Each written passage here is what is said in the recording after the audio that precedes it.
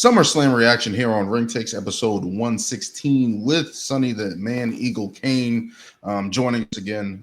Had his interview with us last month. Good viewing with him, bringing him back here to get his reaction of SummerSlam and seeing what we're going to do. We got a beast returning. We have a new undisputed champion. We got the Heist of the Century Part 2. We got a car crash of a TLC match. Let's get into it.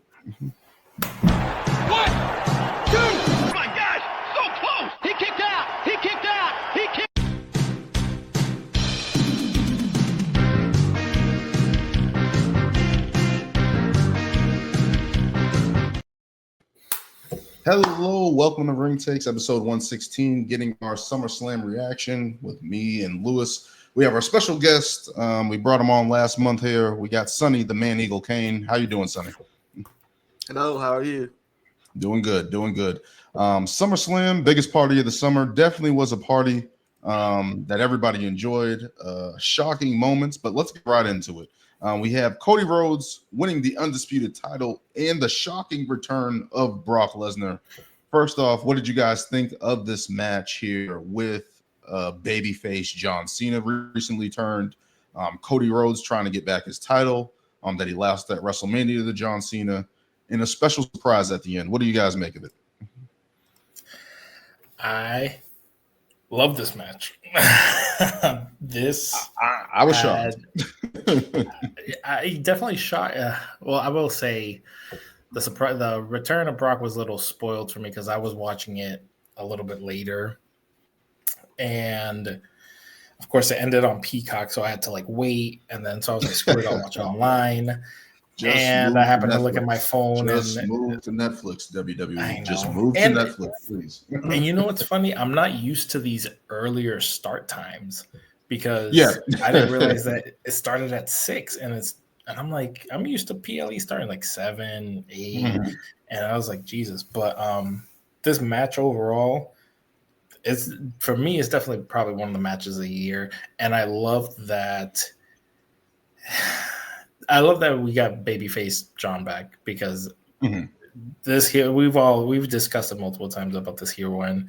Just a lot of things didn't play out the right way, and for me, it just didn't sit well with me. But to get him back on SmackDown, and then just like the great, very long and fight with him and Cody was it was pure magic, and definitely the passing of the torch. Cody has everything that John had in his prime as far as like the look, the fans, just the movement behind him, and it was great. Especially all the false finishes. He should have been a fake babyface throughout this whole thing. The heel turn, yes, was a shock value that hey, brought plenty of eyes to the product because we never thought it would have happened, but in the end, it didn't play out the right way. So I'm glad that we're getting this, and Brock it adds another, like they even said on commentary, this is his biggest rival. This was the person who was literally John's kryptonite, many, many times. So to have him back, I know there's a lot of back and forth on his situation. At the end of the day, we all really don't know what's going on with that stuff, but if he's back for a reason. So I'm happy to see where it's going to go. Yep. Thoughts, Sonny? I was real happy with the match. It was at the end, and it went for a while. I was surprised at the length of time the match nearly ran. 40 minutes. Yeah, I personally think the match of the year was Jon Moxley and Hangman Adam Page in AEW. They just went at it tooth and nail, and in a Texas Death Match, and I think. This would probably be my second favorite match of the year. I think Brock Lesnar has come back per The Rock. I think it's The Rock that's going to come out and say, John, you can't turn baby after pledging to me, blah, blah, blah. And I think we're going to find out it's just another move by The Rock. And I think before John Cena leaves, we're going to see Rock and John Cena one more time. Definitely at some point. I thought the match was great. Two baby faces. You kind of seen like them doing heel tendencies throughout the match, but there was basically, hey, we're doing whatever it takes to win. And it wasn't in a dirty fashion way that they're trying to cheat or anything like that because of the rules of the street fight. They were basically just going through the motions and trying to figure out ways to one up each other and to get the edge to win the match. So I thought that was good psychology in the match. I thought seeing a babyface John Cena actually work in this capacity, during the match, I'm all expecting like he's going to cheat. Something's going to happen. XYZ. Never got that. Got a clean finish between these two, which was a nice surprise because, since John Cena has returned, nearly every match he's had has ended in some type of smoz or interference or something happening. So to get this at SummerSlam like that was a nice surprise. As for the Brock thing, I always think whenever I see Brock now and he has the hair and he's like bulked up, I think he looks like Vader. Looks like Vader, big man Vader. I thought that. Every time he comes out, and he looks jacked, and I'm just like, I've been saying the past couple months on this show, Brock Lesnar has to come back in some type of capacity. That he has to come back, and I was right on that regard, but I didn't like the execution of it because it's like, this is the issue I have with The Rock. If you're going to be doing this storyline, whatever the case may be, if you're going to be fading in and out or whatever the case may be, they're advertising his movie Smashing Machine that's coming out in October. It's like you can't make a 5-second appearance to kind of edge the story in the right way. Because what I wanted to happen was The Rock come out on stage and everyone thinks he's going to walk down. He stops and then he points his head and back, and then Brock Lesnar comes out. Kind of what you think, Sonny, in terms of he's a hired gun for The Rock. And I thought that would have just put it over the top. That's what I would have wanted. Obviously, Brock returning is especially with all the lawsuit that's out there and stuff like that people are circulating. And obviously, I think WWE met a point where it's like he didn't do anything. He's in the clear. Let's put him back out there. Let's get him back out there. And Brock has stated that he didn't want anything to do with wrestling and WWE, stuff like that. That's kind of been reported in a little bit over the past couple months and stuff like that. So to see this actually happen is a nice surprise. To see it happen to a babyface John Cena, I think it just speaks to what this is right now. Brock is a hired gun. That's what it should be coming off as we eventually get to a promo on SmackDown, hopefully. But I would have just loved for The Rock to come out and do that, to just signal that he is the final boss, the bad guy, and get that over. No, see, I think I'm at a point where I'm just done with The Rock. I am too, but it's just like we all are. But The Rock has a chair on TKO Incorporated, and they own the WWE at this point. However, I'm always in the hunt for the newest angles and the newest gossip, if you will. And I did up a thing on Vince McMahon that implied to me yesterday he still has a foot in the door in WWE. So if you're going to bring back Brock, bring back Vince McMahon too at some point in time after he clears. Because you got to believe that a man who's holding $3.1 billion, he ain't that go at the WWE, in my professional personal opinion. And Mr. Bentley and I talked about this a hair bit on the show last week. I just don't think he's completely gone. When you see his wife, you've got to be thinking he's there in some kind of capacity, still heading up the table. I don't see him taking the back seat. If Vince is somewhere, somehow, I would say if Bruce Pritchard's in there in WWE, Vince is kind of probably in their era in some capacity. And I'm not going to be naive. TKO and Vince McMahon has had that's where the broker agreement came in. They made the deal between each other. So I wouldn't be surprised if anybody still has ties. Ties or entrance of bringing him back into the fold. It would be controversial with everything going on, especially with all the wrestlers saying, hey, how things are better. The schedule's better. Our characters are able to breathe a little bit better. Yeah. There's even reports. I saw reports of Vince even wanting to start his own wrestling promotion. So there's been that lingering out there. So, I mean, who knows at this point? But if my spin on that is why start something brand new when you could go back to what you you already created? have something established, That just doesn't make any sense. you know. But yeah, for me with the whole Rock thing, it's just like I feel like he came back. We waited forever with things he did, and then we got the stuff at Elimination Chamber, and just things didn't come to fruition, and like we're just left guessing, speculating forever, and then he just never came back. So it's like at this point, it's too inconsistent for me at least, to still be continuing the story of like the Rock what the whole heel turn, or like was the Rock really behind all of this, because he, and it just seems like he's just too busy with all these other things that he can't appear to further along this type of story, or even for 5 minutes. Well, I mean, the thing that's killing me. Or but make think about it. of a sit down think about it, video camera or something. I think Raw and SmackDown's in a different city every week, and maybe he could make a video package. Probably would be the smart way to go about it, but it's The Rock. Everybody wants to see him in person, so I think they need to let it go at this point. We had it cool, but for this whole story. I mean, in my prediction, I did say Brock Lesnar was coming back. So, okay, but I mean, for this, I don't think you need The Rock at all. Like, they've had a long-standing rivalry forever. They've never been best friends. Mm-hmm. They've never been seen shaking hands and all this stuff. They're, that the two rivals that have always collided. So. Mm-hmm. Their story writes itself, so I don't think The Rock is really needed at this point, unless he's going to come back for Cody again now that he's champion again, so. Mm-hmm. But we'll see what happens with that, man. We got Cody Rhodes as the new undisputed champion. There's a bunch of speculation out there. People are saying that he could face Randy. There's Drew McIntyre that came out recently and said he wanted to challenge him before he won the title.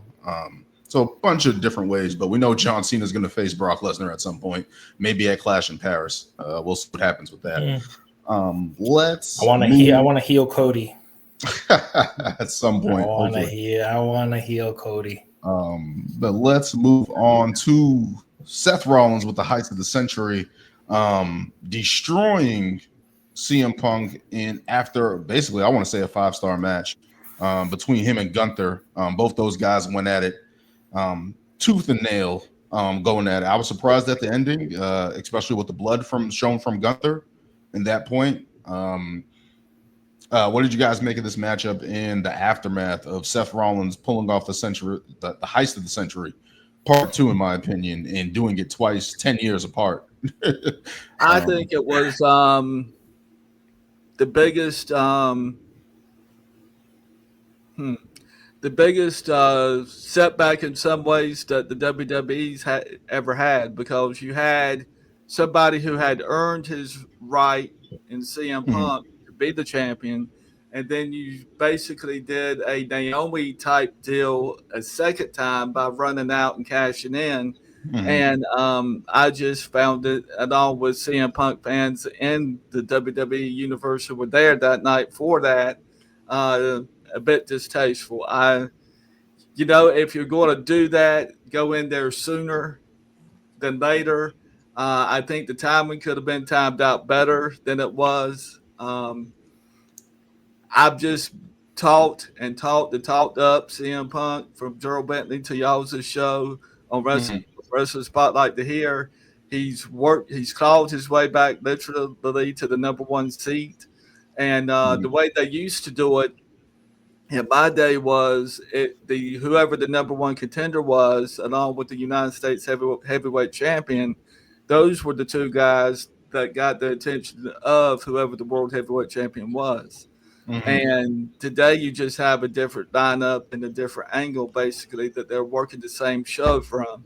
And I think a lot of CM Punk fans went home disappointed that night, for sure. But people say your age. And here's the thing. If you are conditioned forever to do this thing like a CM Punk, then it's what you do. And I said on X, I'm very outspoken on X. I'm surprised I haven't been kicked off, to tell you the truth. But so far they put up with me. What about Punk now? Where does Punk go now? And the angle they appear to be trying to run, Gerald and I talked about this a little bit today, is they appear to be trying to run Roman Reigns and Punk against Seth Rollins. And good for Roman Reigns, but let's get over the hump of CM Punk first, and let's see what else he can do. I mean, he appeared after a night of being beaten half to death. And in general, Gunther, in my opinion, Gunther is just being taken advantage of left and right. They didn't give him adequate interview time, in my professional opinion. They didn't hype him up enough. He went out there as the best heel in the WWE industry for months and did his thing and took on everybody. And in my opinion, he's not getting the airtime that other champions are getting. And I don't understand that. I'd like to see Paul Heyman or somebody take him under their wing and mold him again. Once he returns, I'm almost certain he's going to be back. And notice I'm not trying to steal your thunder, but it's just something I saw that I was passionate about. And that's what my friends say. You're passionate about wrestling. Well, it's because I've been in there and I know what the stakes are. And even if CM Punk approved this outcome, it still could have been done more tasteful, in my opinion. So. For me, I mean, the match was great. Gunther dominated Punk, literally probably I would say 80% of that match. I felt like Punk barely got any traction in it, besides the ending.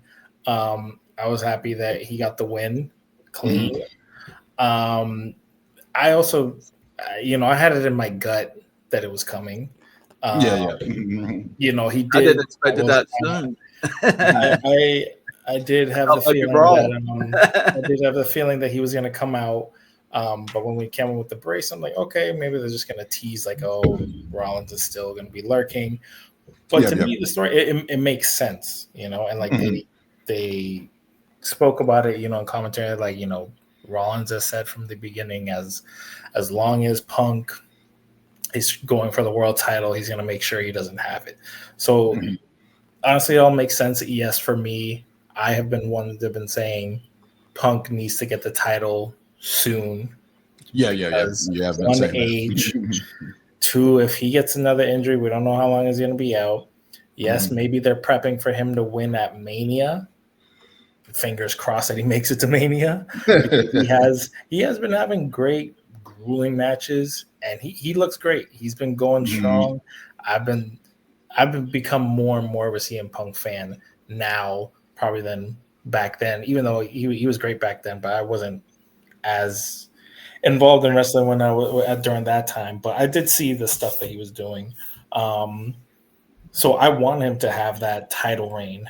Maybe at this point, he just needs to go for the WWE Championship. And then as far as Gunther, I think he will benefit from a change because he's just been going after the world title. I think I don't know when this whole draft thing is happening. I don't know if it's next year or this year, but I think a switch up is definitely needed, at least for him, because he's had the IC title. He's had the world championship twice. I think it's time to put him against some new faces and new rivalries. There's plenty of people he hasn't faced in WWE that I think he would benefit a lot from, and show dominance, like, him, Roman, him, who else is on SmackDown? I mean, has he fought Seth one-on-one? I want to say yes, but I honestly don't remember. I mean, they might have had an interaction. I don't think they've actually fought each other, but I feel like there's still been a natural match. I think it's been hyped a little bit, but I don't think they've actually gone at it yet. Yeah, I think they've had a face-off, but not like an actual match. So I don't know. I think Gunther definitely needs some time off, and like, I think what Sonny said is right. I don't know what it is with Gunther and his reigns. Like, he's still dominant and imposing, but he doesn't get the TV time that he should be getting as the champion, like Cody does. Raw has all been, the Seth Rollins show, the Paul Heyman show, the Judgment all Day. these other things. Judgment Day, Yeah. like Jacob Fatu got more ring time interviews. Yes, he has. Solo. Solo. And I'm a Fatu fan, but still. Yeah, and like every feud he's had, he goes out, cuts his promo, but they seem very like brief and just like, I'm going to dominate, I'm going to do this, and then boom, you get to the PLE and that's it. So I feel like he needs a little more depth as far as character work, which I mean he doesn't really need, but would elevate him even more and a bigger heel and star. So we'll see what happens with him. I love the match. I thought it was a good story to tell. Punk fighting from underneath and overcoming. I thought that was a good story to tell. Gunther, I was surprised by the spot on the table with him getting cut, hit his head. You saw him hit his head flat on that table, which is hard. And then the bloodshed coming after. I was like, okay, this adds a different element to the match. It kind of helped Punk in that way. Like he's got a chance now. So it's an opening for him to take advantage of. I love that storytelling of it. I'm glad CM Punk got that moment, but I always thought that Seth was going to come out and cash in, and he did. Yeah. The whole thing with the crutches, I loved because everyone just thought, okay, he's coming out, and then he started going backwards. And then when he did the, I loved every moment of it. And as I said before, it just adds to Seth Rollins' character because he did it before. He's played the slimy heel. And we haven't really had that in a long time, right? Like we have John Cena kind of like I'm against the fans or whatever the case may be.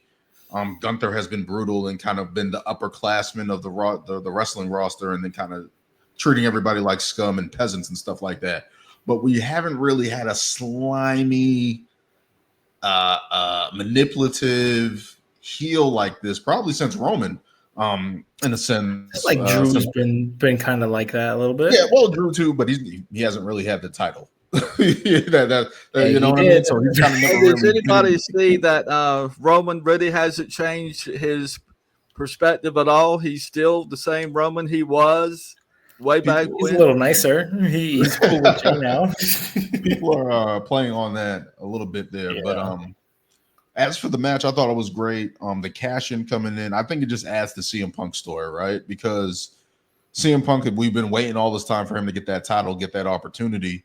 And then to have Seth, you need a rival, right? I feel like that's the thing, the storytelling that's being told here is like, you need a rival. You need somebody that you equally hate. CM Punk, when he initially came in fighting Seth Rollins, when he came back, him going up against Drew McIntyre, they've always been heated feuds with something on the line, and now the title's on the line. Like the one thing Punk has been trying to get all these years since coming back, fighting through injury, going through the Royal Rumble, trying to get back on top, trying to get these opportunities. He fought John Cena for the title, lost that opportunity. He wins this opportunity against Gunther, and then it gets snatched away. I think it's just adding to his story, and I hope they continue it. I hope they finish it off at a WrestleMania and give him that moment. I hope it's as a babyface. I don't know if that's going to be the case, depending on what happens. I don't know, but I just everything that just happened with Seth. He can't go heel unless no, because Seth goes after Cody. I mean, that's the only way I'd see him being a heel. Seth is definitely scum right now. He's definitely. I'm not gonna lie. For the smallest minute second, I thought Roman would come out and maybe screw Seth in the cash in. Yeah. Which I was kind of hoping for, because that's the thing I've been saying about with these cash-ins, like Naomi's cash-in, with Seth Rollins cash-in. The Money in the Bank works for a heel. Like in that moment, just personifies it for me because he's done it twice now. And both times he's gotten the upper hand. So to see him do that, I can't wait to see what happens. Obviously, with the events on Raw, we're seeing Roman get involved here. Maybe Jay gets involved as well. I think this is setting up for War Games. Yeah, it's definitely going to be a War Games match. They're going to set it up. Punk, Roman, Jay, and somebody else. Maybe Sammy. Maybe Sammy gets back in the fold. What was last year's War Games? It was Roman, Punk, Jay, and Jimmy, wasn't it? Against Randy. Oh wait, no. I can't remember. Sorry. It was against Solo's crew, wasn't it? And does anyone know where War Games originated at?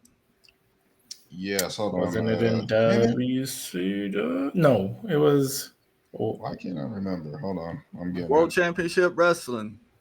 I'm That's getting what it. I was right. I'm Yeah. getting it. It Grand was Roman Horse War Reigns. Games every year.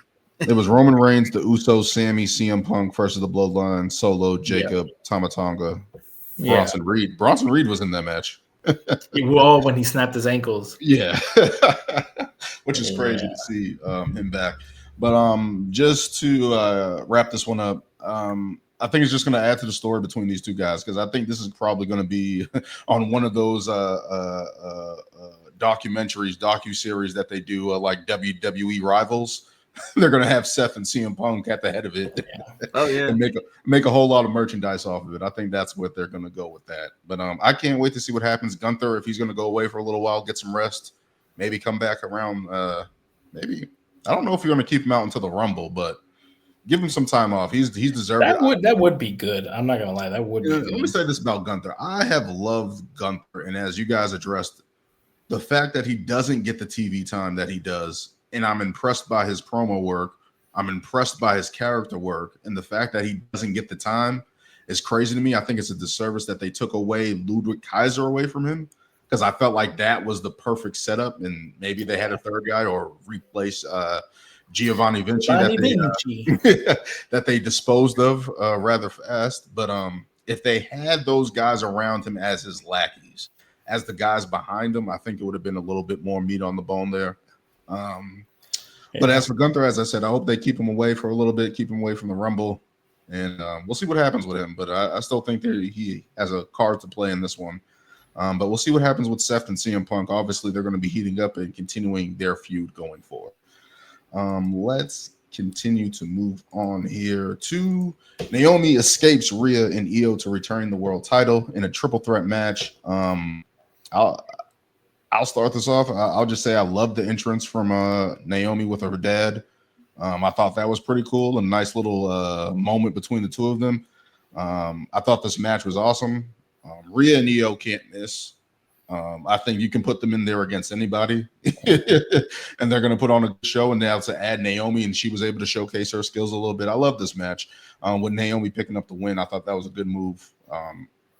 It gives her a little bit more range to go, and then it gives Rhea kind of draws back from Rhea a little bit because I'm pretty sure everybody wanted her to win. And then with Io, she's trying to challenge again. So we'll see what happens with that. But what are you guys' thoughts on this triple threat match? This match was great. I love Naomi's character. Like I said, I think a few weeks ago or last week, the fact that she has like her own catchphrase now, she's working this character very well. Even on Raw, just mispronouncing Stephanie's name, Stephanie Velcro. She's doing great work. I think I mentioned the laugh is a little much, but it still works for her character. And she's working it well in terms of I told y'all, everyone doubted me and nobody believed me, and look where I'm at now. And at the same time, I don't need you guys cheering for me now because you weren't cheering for me when I was doing my old stuff. And as far as the match, like Dan said, Io, Rhea work so well together. Io's so good with reversals and everything. Rhea, the powerhouse, and then you got Naomi just being the sneaky heel and just waiting for her moment, to get the win, and that's what she did. And she's on par with them too, mind you. She is the veteran in the ring, but great work by all of them. That was a top tier match, and I feel like the last few matches with the Io and Rhea have just been phenomenal. So and at WrestleMania as well with Bianca too. So let's clean it up. Thoughts, Sonny? So I have a couple of things about the matchup. I think it's fascinating that about 3 or 4 months ago we were not sitting here talking about Io Sky. We didn't even know who she was. She came out of nowhere. She hyped herself up. She pushed herself up. And she got herself in win-win situations as to whether she wins or loses, she still wins. And because of her height difference, she doesn't seem to let that take away any of her athletic ability in the ring. I'm impressed by that. I'm about half a foot shorter, than the guys were in my day at the NWA and WCW. People were saying I was too short. I was built like a tank, but I was too short, Lewis. So, they pick. And but Io Sky and Rhea Ripley will continue. Naomi, I'll just say I admire her inner ring ability. I do think that several months ago, the WWE chairman of the board, Triple H, should have stepped in more than they did, where she pushed the wrestler into the front car windshield, and no repercussions ever came of that. Nothing came of that. I mean, there was a talking to, there was a sit down formal, this can't happen again. Jay Carhill has risen above that. She's walked away from that. But the only issue I have is in a major sport, and this isn't downplaying Naomi in any way. I want to be frank about this. Is if you're going to do something like that, there should be some kind of punishment to follow that. You are in a level where you are saying you are way up here, and you are setting a tone for the youngsters in America that it's okay to cheat or to hurt your opponent to get ahead. And that's where some years ago they had a similar situation. I can't remember who it involved. That's when WWE started saying entertainment at the end of their show. It was over a similar involvement. So I think something should have been done. She should have been suspended. It's just my own personal thing. I admire what she's doing for herself and her character, but things don't need to go unsaid about how she got there, in my opinion. I mean, I get what you're saying because, like, just the general managers, like when Nick Aldis was finding Randy Orton for those RKOs and stuff like that, and Randy said, "I'm paying for the next one." So little things like that, you want to keep it in order. Some general, because the general manager kind of loosey goosey. Like we had, you had Adam Pearce make the match last night with LA Knight and Seth Rollins. Like you want a little bit more authority there, and I understand what you're saying from that aspect. I mean, the get that's back all I'm saying. I'm not not yeah. Naomi in any way. I'm not saying I'm a racist or any of that. I'm part black. But the thing is, I don't see how Triple H and his watchful eye could have let that slide that far past him. I think I'm surprised.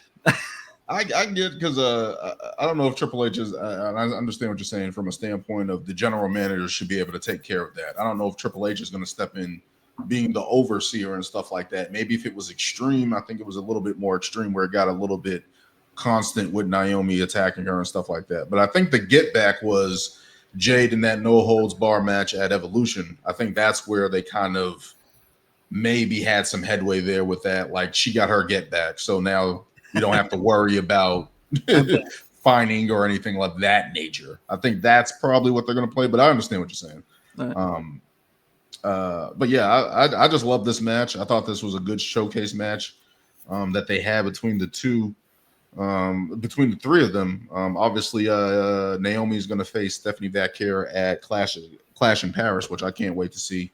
And I will add, I think we're going to see more triangle matches with them between now and whenever. I don't think that's going to be the last match encounter between the three. I think it's good because you have so many talented women, even in the men's department. Like you have these women and men that are contenders now. It's like I think you can start having these type of 3-way, 4-way matches, and maybe branch off into singles matches if you need a feud or something like that. I think there's enough to do that. I think there's enough PLE. There's certainly enough PLEs and special showcases that they have that they can showcase them. So I think this is a good way to do that.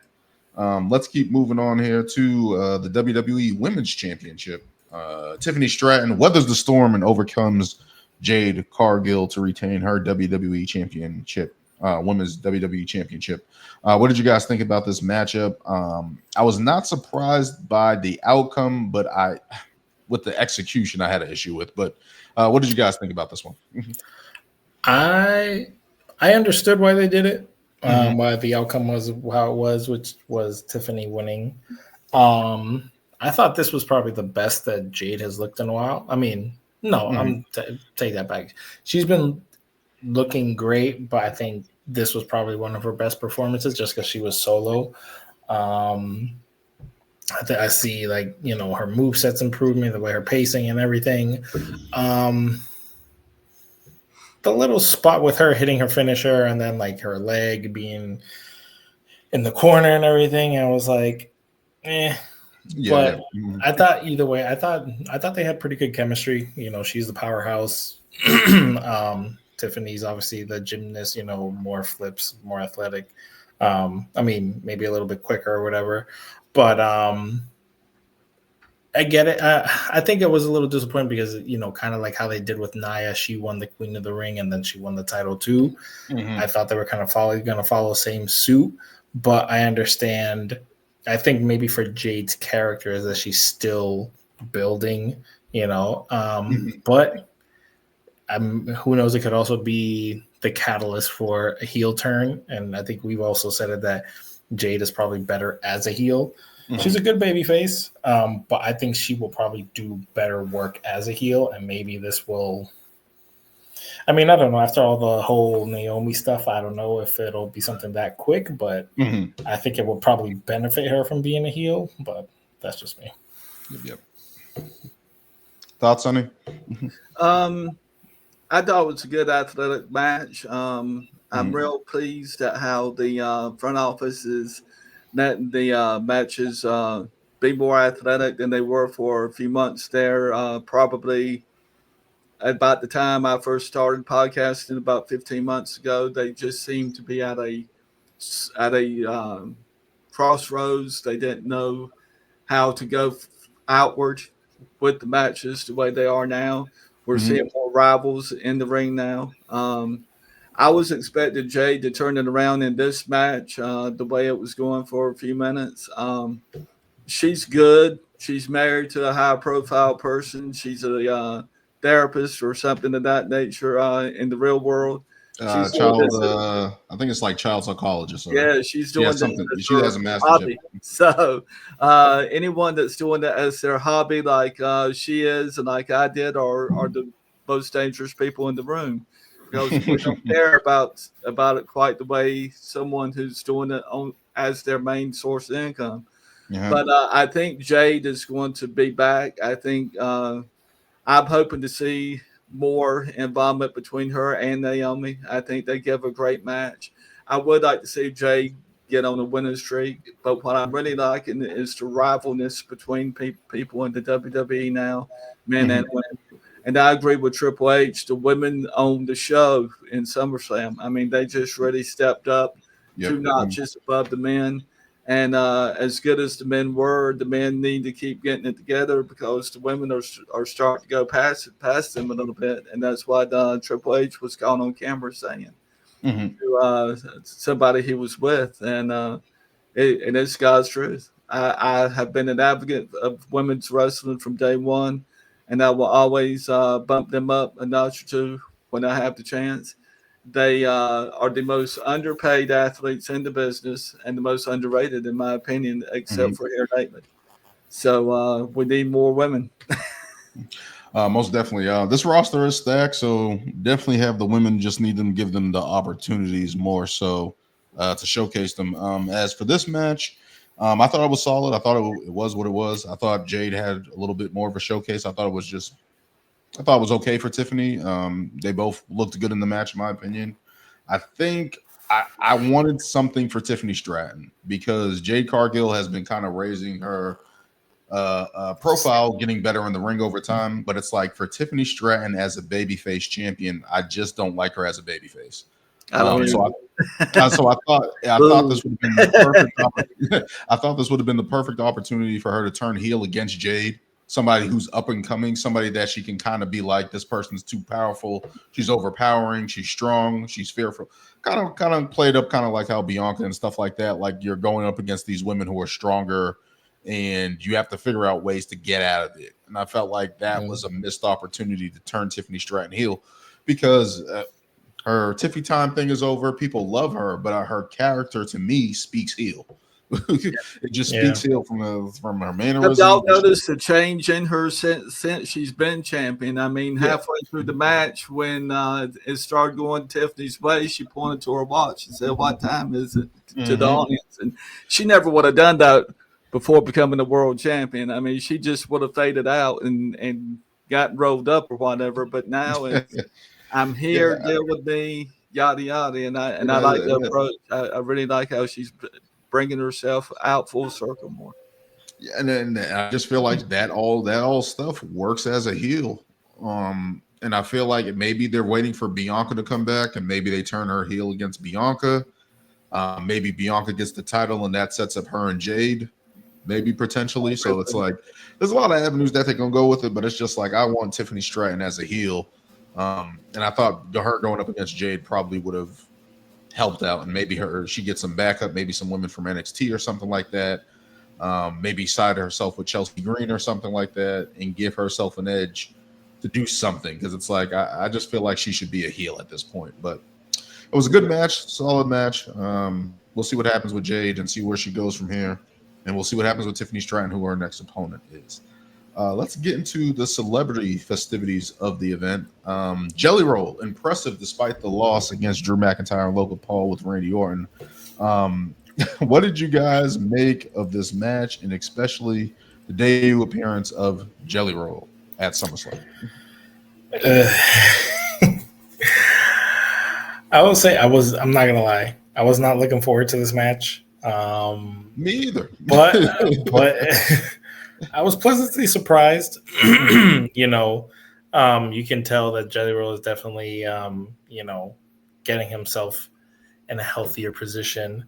I was talking to somebody and I was like, he looked like he had so many layers on. I'm like, he must have just been dying.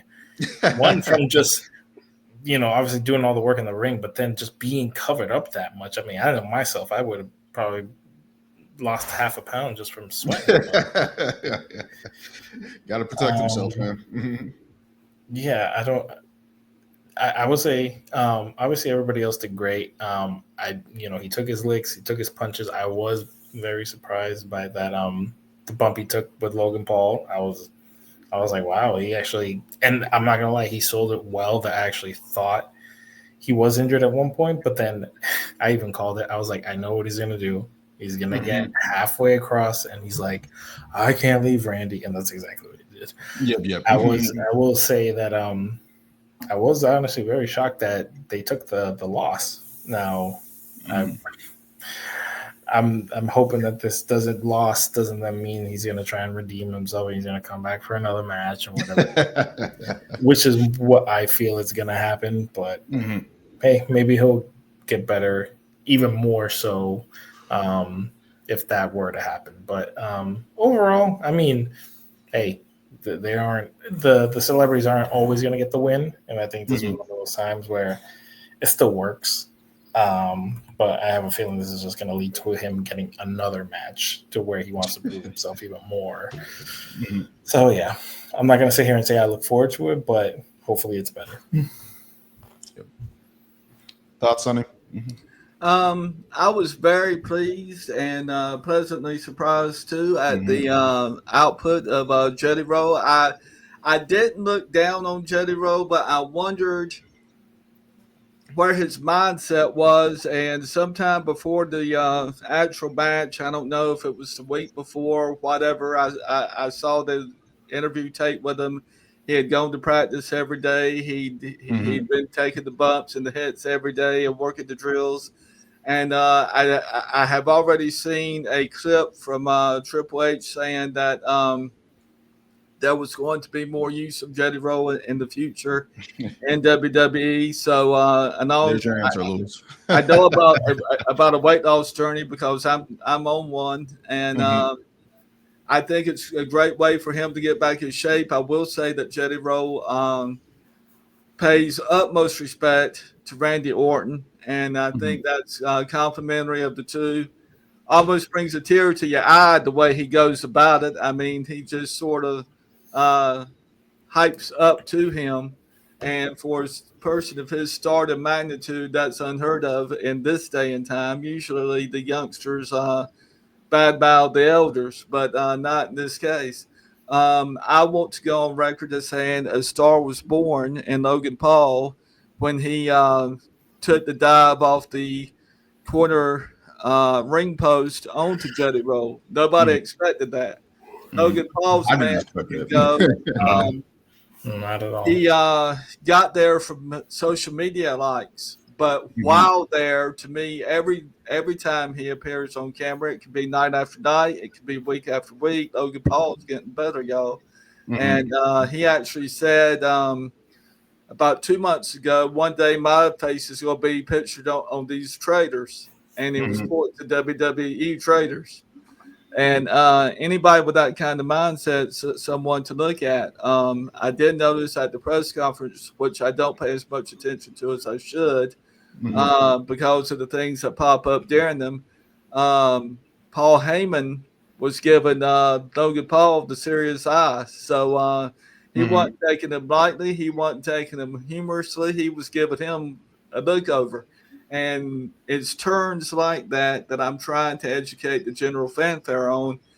That is usually when things start getting into motion. So it wouldn't surprise me none if Paul Heyman would start talking up to Logan Paul. Drew McIntyre, always impressive. I guess I don't take the guy as seriously because he's so in shape.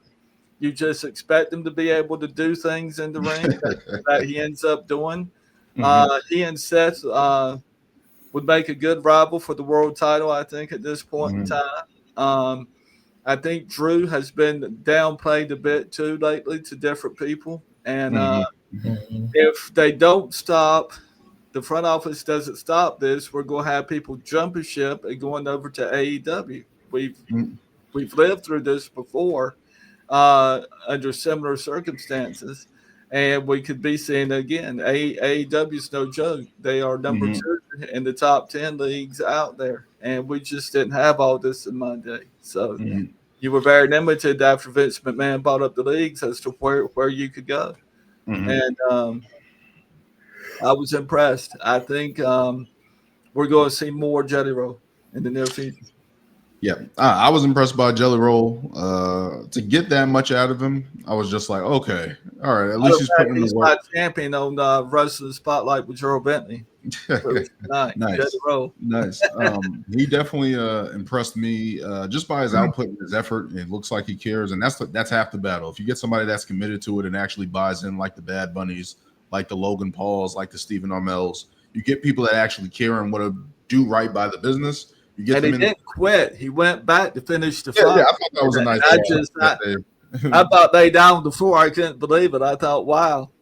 Yeah, I mean, after that splash, you thought, all right, that's it. We don't need to see any more from him. And then Randy's got to overcome the odds. But I thought it was a good match. I thought it was solid for what it was to have a celebrity involvement, to get that much out of it. I thought it was pretty good. Logan Paul with the highlight moment, obviously jumping and splashing on Jelly Roll there on the side. Through the announce table, I thought he's always been good. I don't know.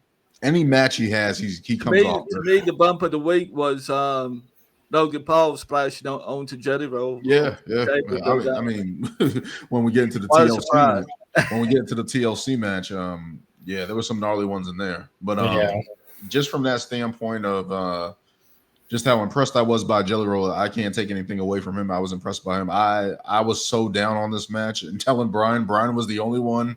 I thought it was going to be a sleeper. I thought, gosh, this is going to be a get up, get something to eat or whatever. Yeah. But they kept you hanging on. I mean, they just went at it.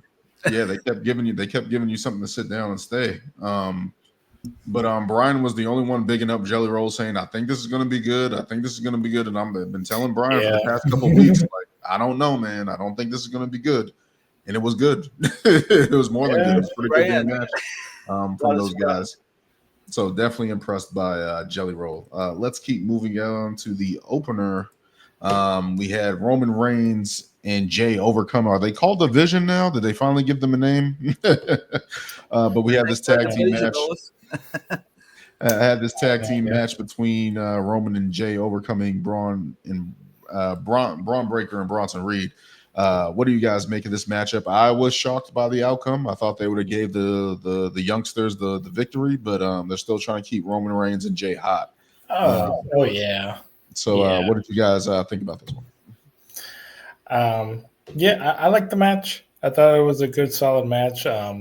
You saw little glimpses of Roman, I think, being more of a baby face, taking the spear for Jay and other stuff. And basically trying to earn his keep.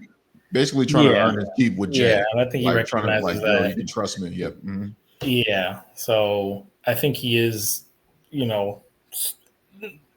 he's in that in-betweener stage, but he's definitely leaning more babyface. And I think, like we discussed, like he probably is just setting up to face Seth, and he's going to be the babyface. Obviously, Seth the heel.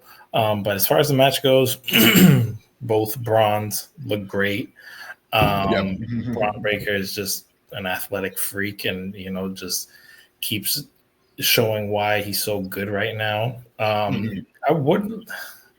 Not saying he's not benefiting from being into this group with Seth. I am just curious to see future-wise how this is going to go. Are we going to have like an evolution situation? Is who's going to be the Randy that gets screwed out of the group, or who's going to turn on who? Are they going to screw Seth and go like full Judgment Day and get rid of him? I'm just curious to see where they go. And it's funny because him and Braun Breaker and Bronson Reed, they're kind of like, I know they're trying to push Braun Breaker as more as like the future, but like Bronson Reed is so big and then still so good as a big man. I kind of see them on the same level. So it's weird to see like who's I think at some point down the road, maybe when they eventually break up, they're going to clash. And I think that's what they're probably going to try to set up. And that would be an amazing match between those two. You got the big power size versus the fast, powerhouse. Like that's just magic right there. I think but yeah, overall, great match. Obviously, the crowd is still in love with Jay, and then you add the OTC, it's just pure magic. So I already knew that they were going to get the win, especially because we haven't seen Roman in so long, and him just getting back in the ring every time. I feel like now it's just like a special moment that we're not going to have him lose unless it's like. I thought they were going to lose. I thought they were going to lose. I thought Braun and Bronson were just going to get.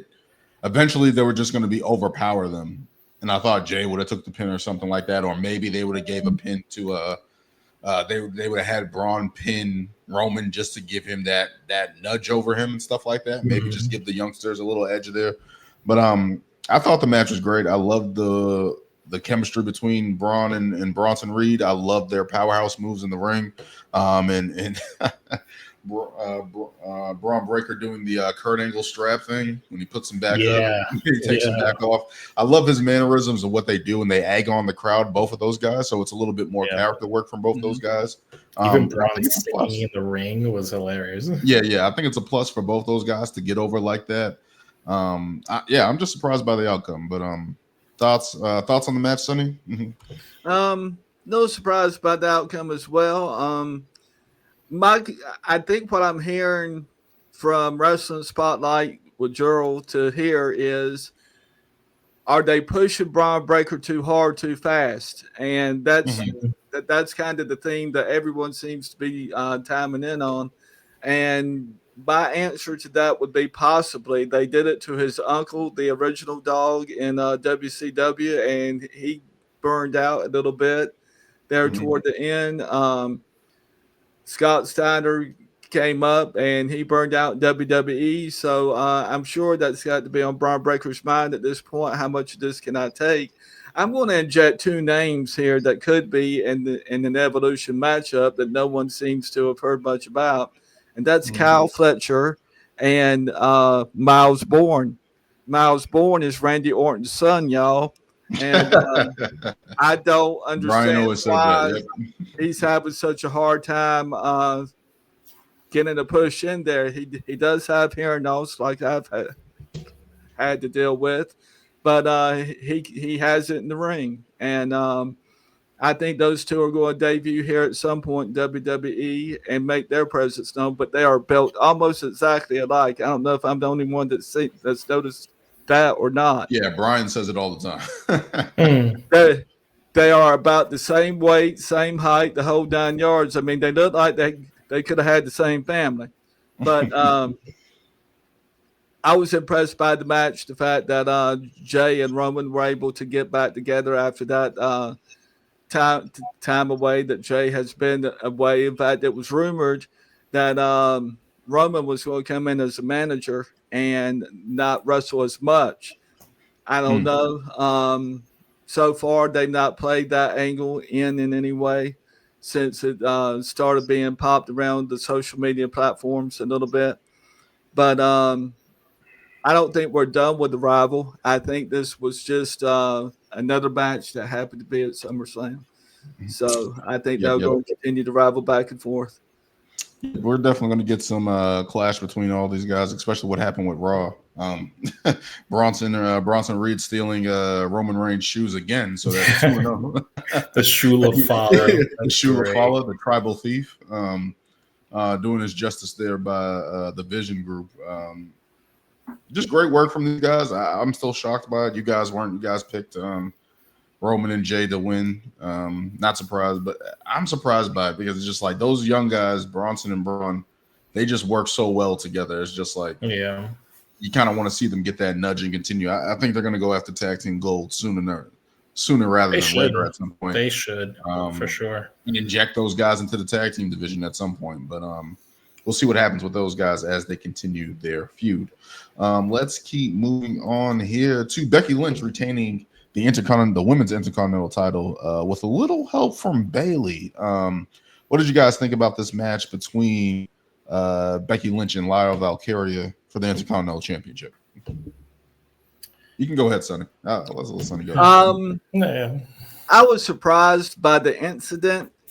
They've not the WWE board has not made that much of a hype over it like I thought they would coming off of it.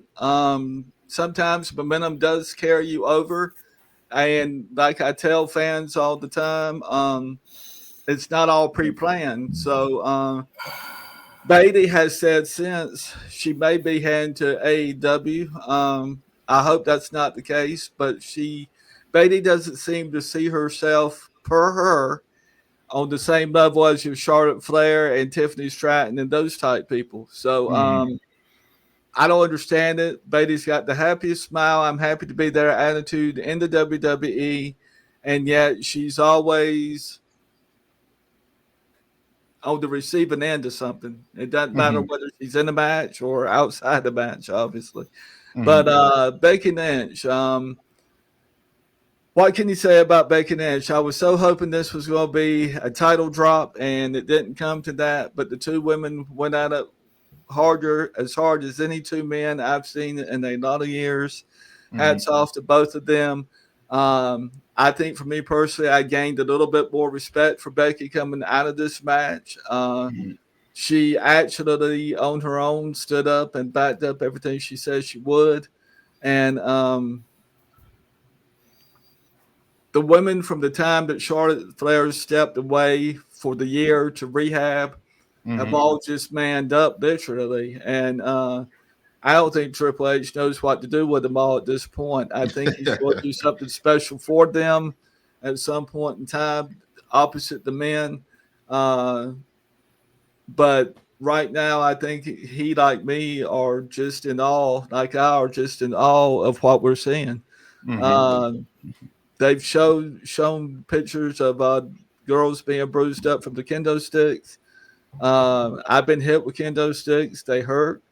Then you got people out there, they'll say, make it look real. I mean, kayfabe's out the window now. I didn't do it. It's just been out the window for several years.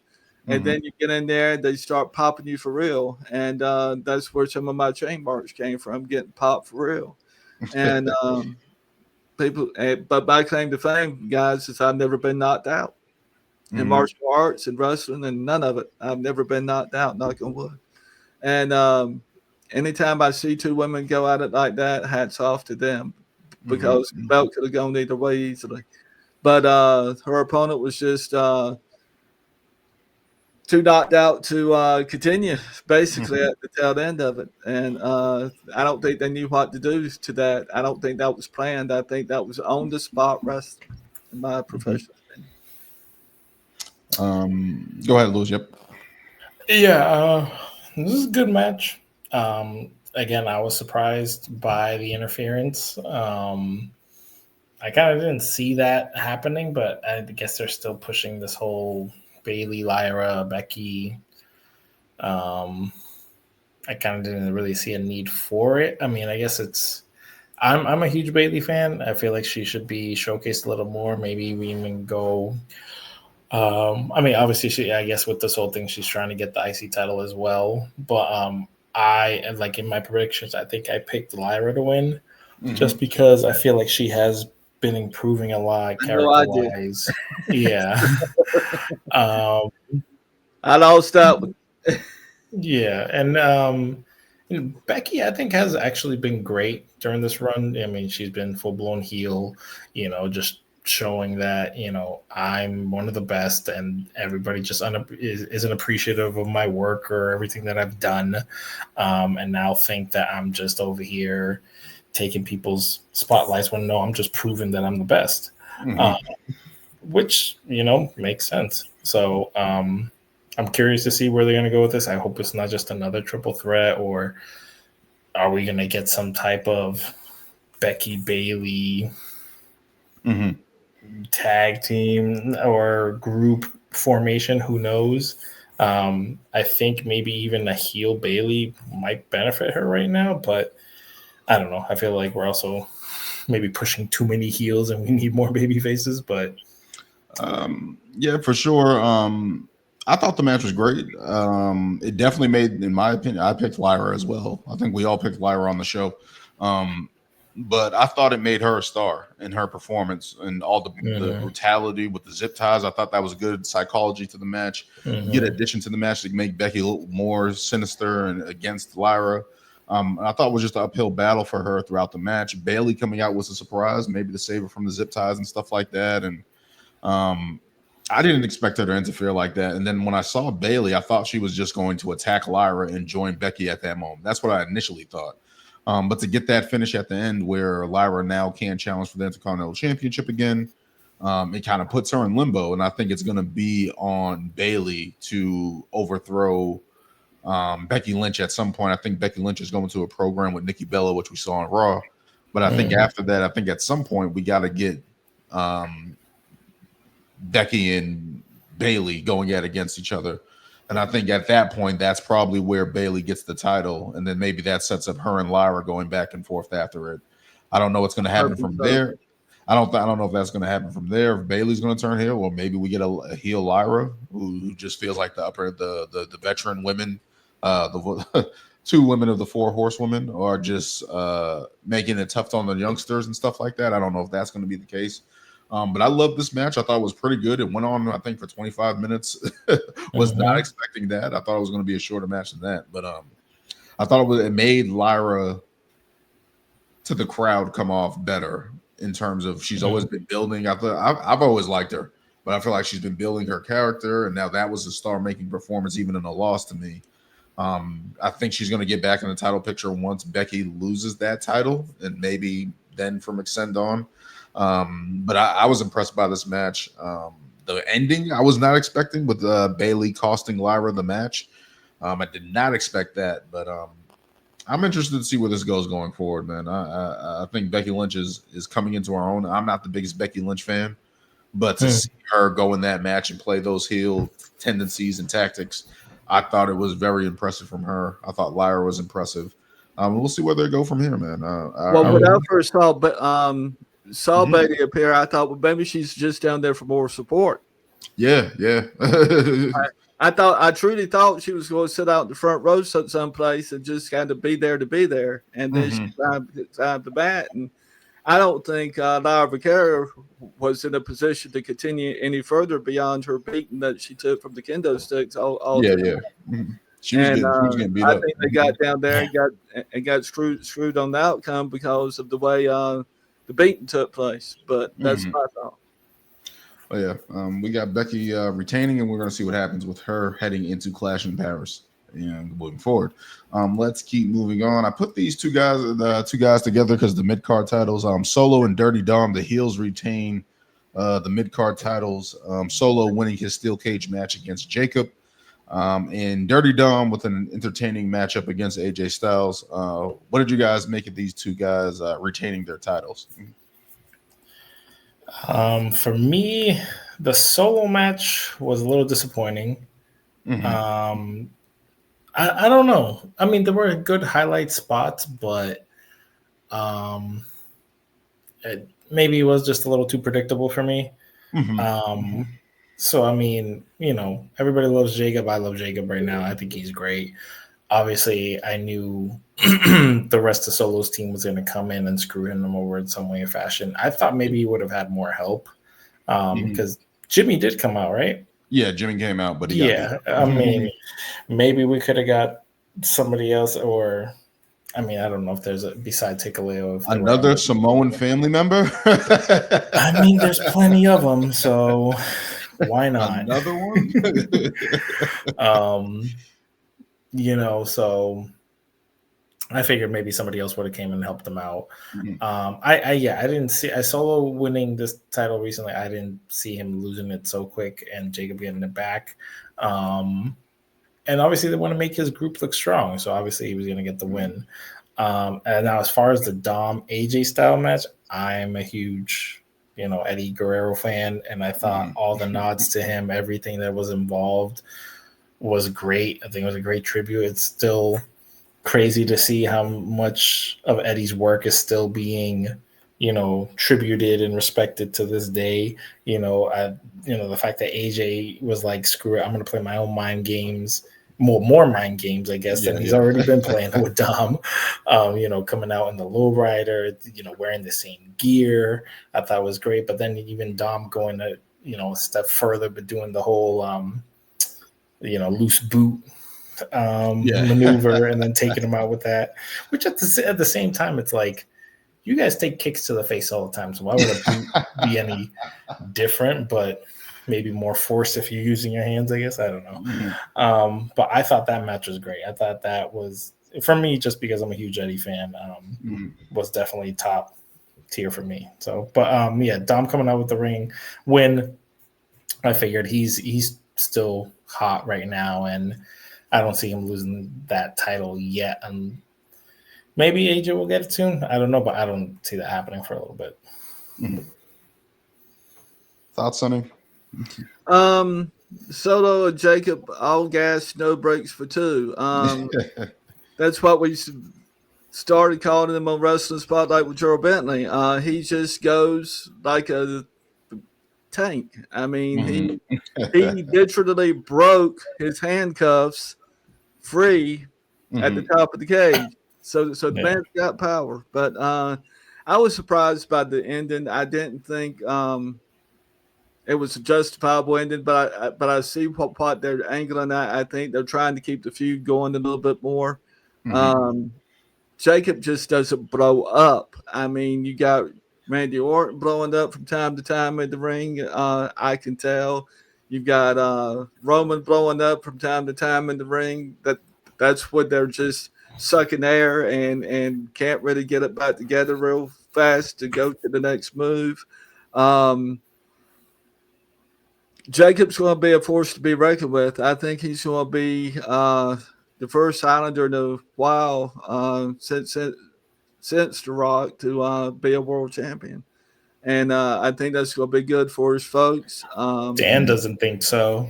Yeah, and I think he's going to climb that ladder. And unless he gets hurt by Soto between now and then to the point where he can't walk, I see nothing but brightness ahead for him. Worried about Dirty Dom and AJ Styles. What a great match. I have had my eye on Dirty Dom for a while. He has made interview appearances where he says, I'm trying to change my image. I'm trying to go out and move forward. Dirty Dom doesn't need a Judgment Day, and he don't need Morgan. He's a star all by himself, in my opinion. Um, he proved it with his ability to be able to carry a full match by himself. He does wrestle like Eddie Guerrero. I never, I met Eddie Guerrero a few times and I liked him. I thought he was a fun, loving kind of a guy, just real laid back about himself. But I was never on the Eddie Guerrero train that the universe seems to be on. I mean, I get he was a frontier in the Spanish industry to us. I'm not picking on him for that. But we had the Raging Bull, Benny Fernandez, before Eddie Guerrero. And that to me was just as strong a guy as Eddie Guerrero back in the day. And, all people have come real far in the sport of wrestling now. And I think they're taking a better course than they have in previous years. So we're going to see some people of color in there finally as top champions, I think, before the year is out. And I think that's what the universe is pulling for and wanting at this point. I'll start with the cage match first. I think it was just a way to continue the feud. I was expecting just these two guys to, it kind of started off that way. These guys just brutalizing each other a little bit. I was expecting a little bit more because it is a steel cage match. You're expecting more of a physical battle between the two. We basically got the MFT, my family tree, from Solo basically interfering and getting involved. Jacob kind of doing the backflip off the cage to kind of give him a little rub on the way out. I thought it was a okay match. I was disappointed just from I thought this was going to be a more physical encounter before the MFT and all the run-ins came in. But Solo got the win. I think that was a smart move because it's like I feel like with this group he needs to have that title a little bit more. Continue this feud. We'll see what happens with that. As for the Intercontinental title match between Dirty Dom and AJ Styles, I love the tributes back from 20 years ago with Dom wearing the colors of Rey Mysterio that he wore in that custody match in SummerSlam 2005. AJ coming out with the lowrider and the guy next to him was basically playing Dom with the blonde hair as a kid. I thought that was a nice touch that some people didn't catch on right away. I thought, I saw that. I was wasn't that his son? Hard bombing a great deal. I thought it added hype to the show. So I thought of that. It was super.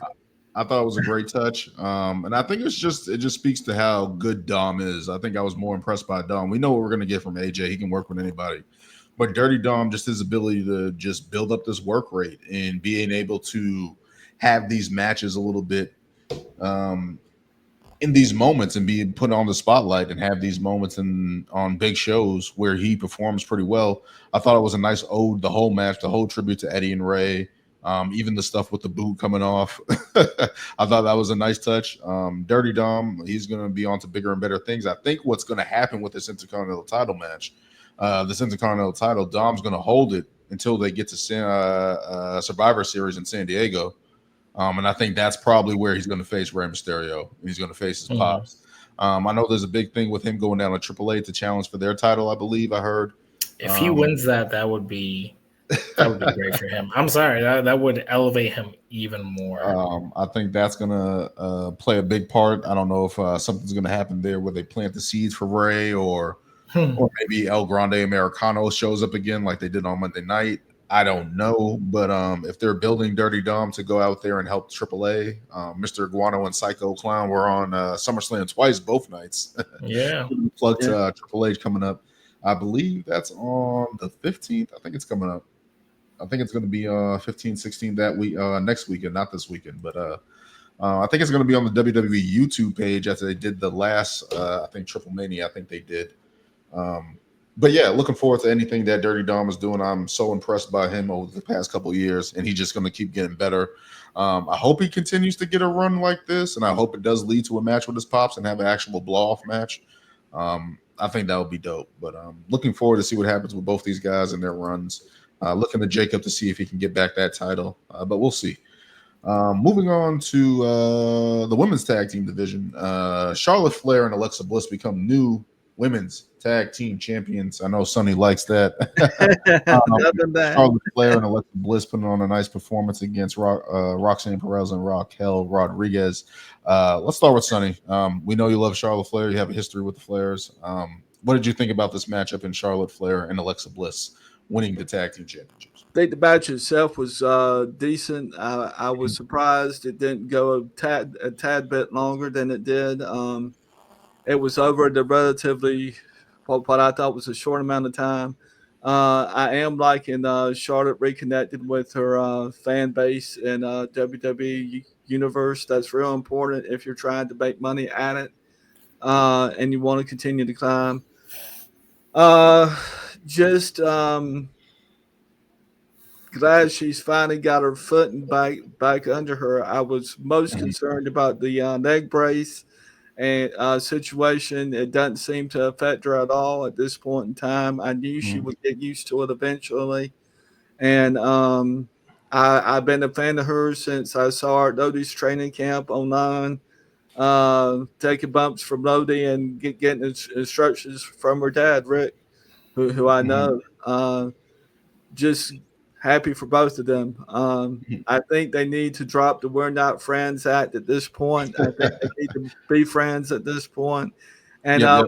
Flair has kind of played into that. She's egging that on, saying, stop that and it's okay now and those kinds of things. So I think they're going to hold it for a few months, maybe until Mania or something like that at least. And you can't count Charlotte, in my professional viewpoint, you can't count Charlotte Flair out of a world title run either. So I think this is a good solid step for her to get her wits back about her. I mean, she had a heck of a year. She got injured, she got divorced, she got this, she got that, she got had to step away from the game altogether.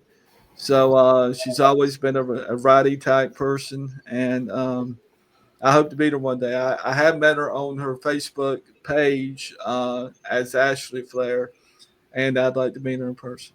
That'd be so. Thoughts on the match, Lewis? Yeah, I thought it was a good match.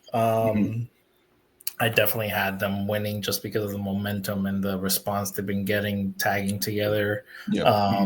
I think this also does wonders for Charlotte's character. I mean, yes, it's another accolade under her belt. I think we discussed this is her first tag team reign. I think it's her second. Who did she win with? Was it Sasha or? Hold on. With Asuka. Really? I don't even remember that. That may be those because she won like 10 world titles after that. Yeah, exactly. So it became a blur. Too many to count. But yeah, I like this pairing with her and Alexa. I'm still praying that we get Alexa back in the Wyatt Six in some shape or form. No. Because she has that connection and it has to be explored at some point. Not saying it has to be now. I think the stuff they're doing with her and Charlotte is great. This whole, I guess we're friends type thing, is great. I think they had a great mashup against Raquel and Roxanne. I'm a huge fan of Roxanne right now. I think she's doing really good. I kind of want her out of that whole Judgment Day situation. I feel like she should be getting her own run, kind of like how Lyra has kind of cemented her own character out there. She should. I wouldn't mind them feuding over the IC title. Exactly. That would probably be a great setup for her as well. Get more people chasing after these mid cards, make them more, more feuds just elevates the titles even more. Yep. And I'm a huge fan of Raquel too. I feel like those two women right there, they're still intertwined with the Judgment Day. I still can't believe how long the Judgment Day has. And like even Finn said, it's like all these stables come and go, but the Judgment Day is still here. It's been like 4 or 5 years. 4 years. It's been a while. I mean, gosh, it's ridiculous. But that was before I got back into the saddle of watching everything again. But I mean, I guess for now it's working. But I know there was a while there that I was like, this needs to blow up now. But yeah, great match. They deserve the win. And hopefully with them, again, let's bring some good feuds to the women's tag team championship. We've discussed this plenty of times. Give us actual tag teams. All right, you got Charlotte Flair and Alexa Bliss. Maybe even give them a name. I don't know. You got the Secret Service. Just give me 2 more teams and we have an actual division. Like, it's not that hard. You do it for the men. Warriors. We got a couple out there. Exactly. We actually, yes, Kabuki Warriors, and then you got Roxanne. You got the Judgment Day. Let's have. I know, and even highlight, I guess, the Dungeon Ladies or whatever the hell Natty's tag team is called. As Brian said, if we got Natty Nearhart that we've seen on the Independents, I will be all for it. But this whole if we could get that in a singles run, that would probably rejuvenate her career. Yeah, it'll make her the greatest of all time. But let me. I need to watch those matches of hers. They're pretty. She's pretty hard. She's very different than what she is on the main roster. I think she got announced for Bloodsport, or is that this weekend? Or that happened already? Yeah. She fought the TNA. Slamovich. Yeah, Slamovich. Yeah. But as for this match, I like the match. But all these women can work. As you said, I've been kind of pushing Raquel Rodriguez the past couple months because I think this is the best she's looked on the main roster since her return. Roxanne Perez has been dope since Booker T's promotion, Reality Wrestling. She's been she's been awesome ever since then. As for Alexa Bliss and Charlotte Flair, I think this is reminiscent of Team Hell No. And I think this is 2.0 version of it, of these two bitter enemies, frenemies, whatever you want to call it, making it a comedy act. Charlotte, Alexa Bliss playing off each other. I believe they're friends in real life and stuff like that. So they have that chemistry behind the scenes and stuff like that. They had a couple stuff on WWE on Netflix on their Instagram page of them doing some stuff together. So the chemistry is basically there. I think this is a good look for Charlotte. I'm happy for Charlotte to get this babyface turn because when she initially returned, they tried to play on that like, hey, she's a babyface, but they were showing her on a yacht. And I didn't think that was going to work with her character that we've known over the past couple of years. What we saw in the WWE, if we saw WWE Unreal, the behind the scenes stuff of her working her way to get back to the ring, I think if they showed that a little bit more, it probably would have been able to come off a little bit more as a baby face. But pairing her with Alexa, we all knew, I believe me and Brian, I think we all said it on the show, that this was to get Charlotte as a baby face. And we didn't think it was going to work because it's like Charlotte is Charlotte. We know who Charlotte is. Yeah. But to their credit, they stuck with it. They played on this frenemy type of vibe between the two. And it's working. It is. Like we saw on Monday Night Raw, if you watched last night, they got a great crowd reaction while they booed the Judgment Day. They did a fan poll, basically. I thought that was pretty funny. But just to get these two women together, because I've always said Alexa Bliss as Twisted Bliss. I always thought that was the best version of her. I don't want her to go back to the Wyatt Six, but I think this is a roadmap that she gets back there at some point. Maybe turning heel at some point or turning on Charlotte. Whatever the case may be, I'm happy this happened. I said this needed to happen to inject some life into the women's tag team division and give them a little pulse and give them a new direction. So if Charlotte and Alexa can do that, I'm for it. Let's keep moving on here. We got Sami Zayn putting an end to Karrion Kross. Karrion Kross has built a lot of fanfare online and with his promos, and I don't know. I'll start it off here. I was surprised Sammy picked up the win. I thought Karrion Kross had all the online momentum. I know his contract's coming up, but it's just like if Karrion Kross losing here, it's like I don't know how you bring him back in any capacity. I don't know. I think this is the end for him in WWE. I don't know how he comes back. I don't see it. Yeah, I've been torn on this whole thing because I've become a big fan of him now. I mean, I was a fan of him in NXT, and then wasn't a fan of what they did to him when they brought him to the main roster. Was happy that he was brought back.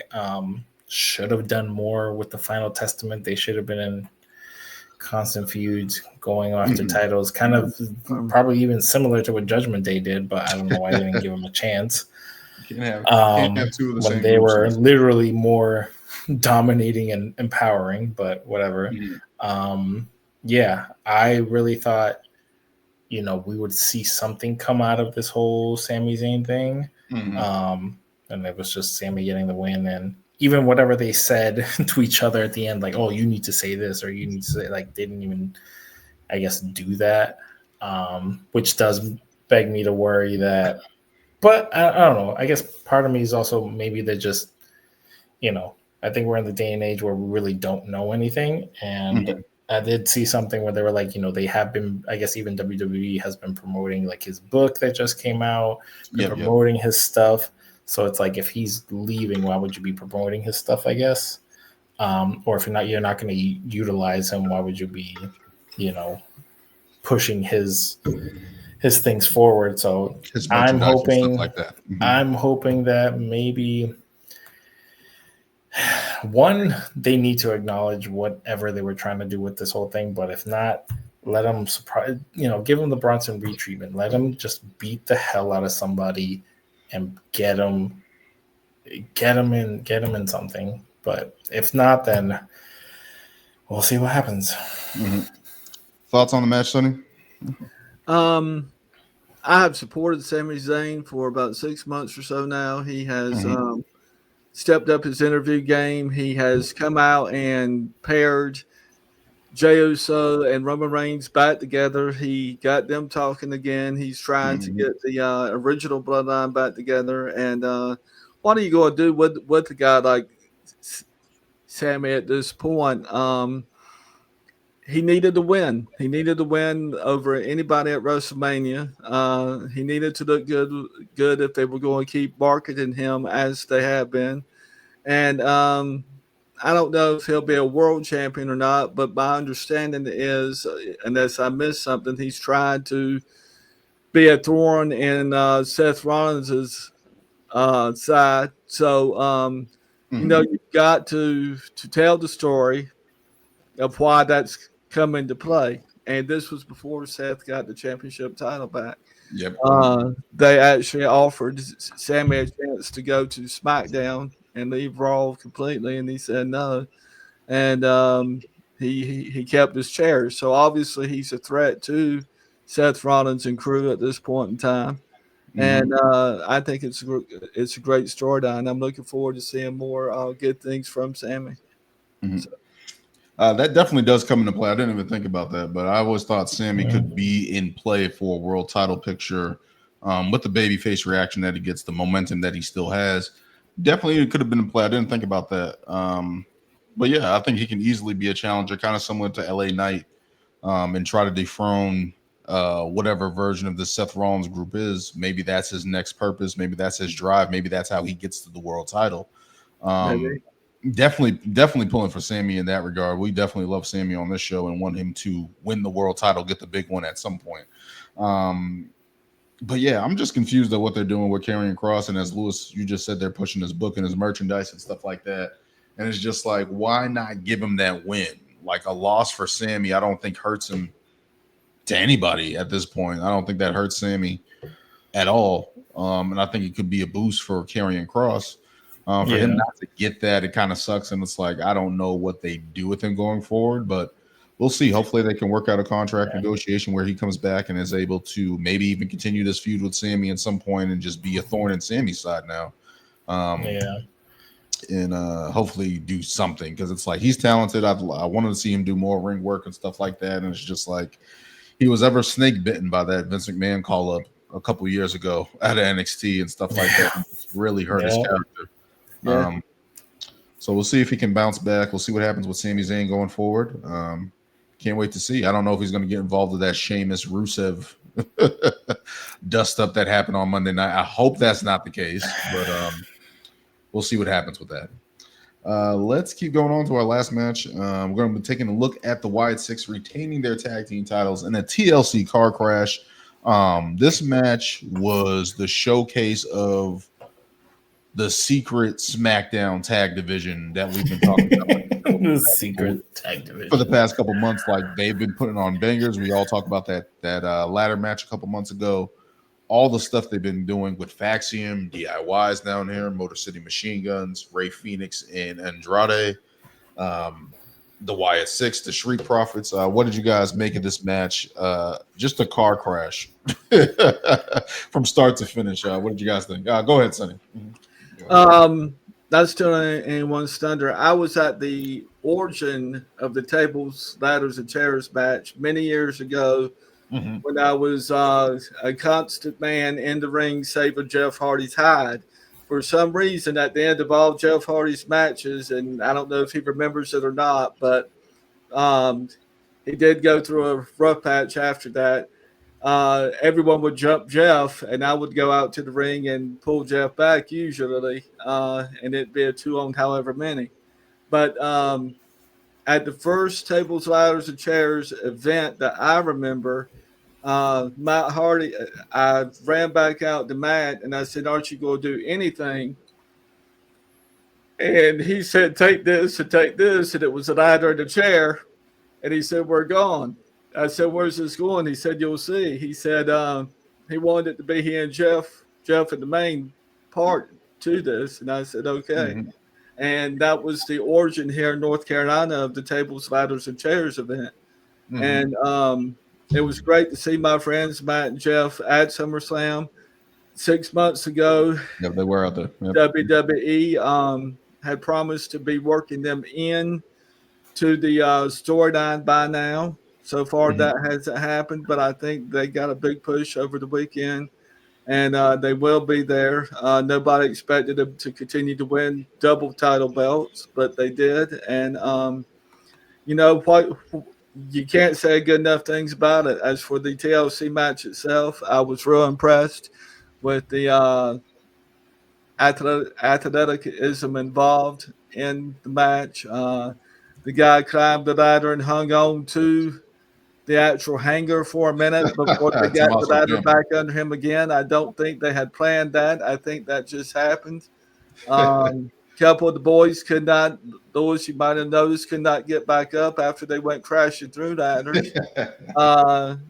You can't always, and it becomes a thing of what do you do, and you just keep going. So many personalities in the ring at one time. I thought it was an impressive match to watch. Mm-hmm. It was not boring at all. I was rooting for the Street Profits. I'm a Street Profit corner, and I don't think they're going anywhere anytime soon. Hologram was out there. Turn them heel. Hologram too. Should have been heel already. So just living through it to be able to talk about it was something. So yeah, that's for sure. It went 35 or 40 minutes. I mean, it was just back and forth. So yeah, for me, this match was great. It was everything that I wanted.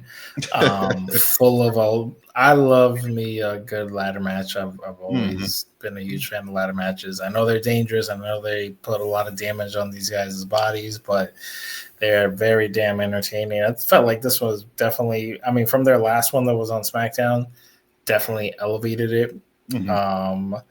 You know, and then even just the other elements of other people getting involved. You know, you had BFAB, you had what's in it, Candice LeRae. The bump that she took, I was like, wow, she went through, you know, you would think you would have her go through a table. They had her go through a ladder. And that thing snapped clean. And I was like, Jesus, I'm like, she might be broken. I thought she broke her name as soon as she went through. Yeah, I did too. But I even loved the whole spot where, like, at each corner post, somebody was diving off into, you know, somebody through a table or whatever the hell it was. But who did the Spanish fly to Dawkins? It was Dawkins and was it? I can't remember. Johnny? Was it Johnny? Might have been Johnny Gargano. Yeah. Or Axiom. I forget. But I will give huge props to Tommaso Ciampa to beat. I thought they were just going to recreate that Edge Jeff Hardy spot. And the fact that he just pulled himself up, full-blown Spider-Man upside down, and he held that too.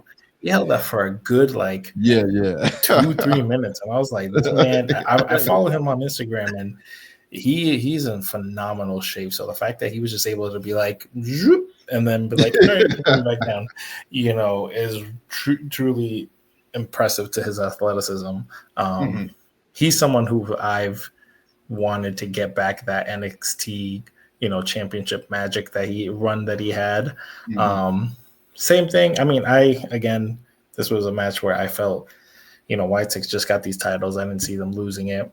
But I ain't like Sonny. I'm a big Street Profit fan. For me, I don't want them to shy away from the tag team division, but I want a Montez Ford singles run so bad. He has so much of what can be a champion, and I just want that for him. So, but overall, great match. Loved it. Can't wait till the next one. Yeah, they definitely got to run it back, right? All these tag teams in it. Faction was impressive. Ray Phoenix and Andrade. I wish they did more with Andrade. I loved all the spots in the match. Obviously, Tommaso Ciampa pulling himself up and stuff like that. The Spanish fly outside the ring. Candice LeRae's bump. Kudos to her. I thought she broke her hand as soon as she landed. I'm like, there's no way her hand is not broken. If that hand is not broken, if her wrist or something's not broken, I don't know. She got blessed by the wrestling gods. An android. Yeah, if nothing's broken, she got blessed by the wrestling gods. Obviously, I want the Street Profits to win. Big Street Profits fan here. They had a promo after the whole event, and it's kind of like they're kind of pissed that they didn't win. So hopefully they go off of that and get these guys back into the title picture. Get the titles back on them. Hopefully, the Wyatt Six. I was impressed by those guys. They literally all came in, and maybe that's the thing I didn't pick in my pick. I picked the Street Profits when I believe you and Brian picked the Wyatt Six to retain. So for those guys getting involved, kudos to those guys. It was a nice showcase for those that whole faction because they've been off of TV for a little while. Recently came back last month, so for them to get this title opportunity, to get them to showcase, all those people get the rub in the ring. Kudos to everyone involved because TLC matches that there's no give in that match. It's all take. So for hopefully everyone came out healthy and okay. But we'll see what happens there with the SmackDown tag division going forward. But yeah, I thought SummerSlam was awesome, top to bottom. To get that 2-night main event, I thought was awesome. But yeah, I enjoyed SummerSlam. I'm pretty sure everyone enjoyed SummerSlam. But yeah, as always, thank you, Sonny, for joining us.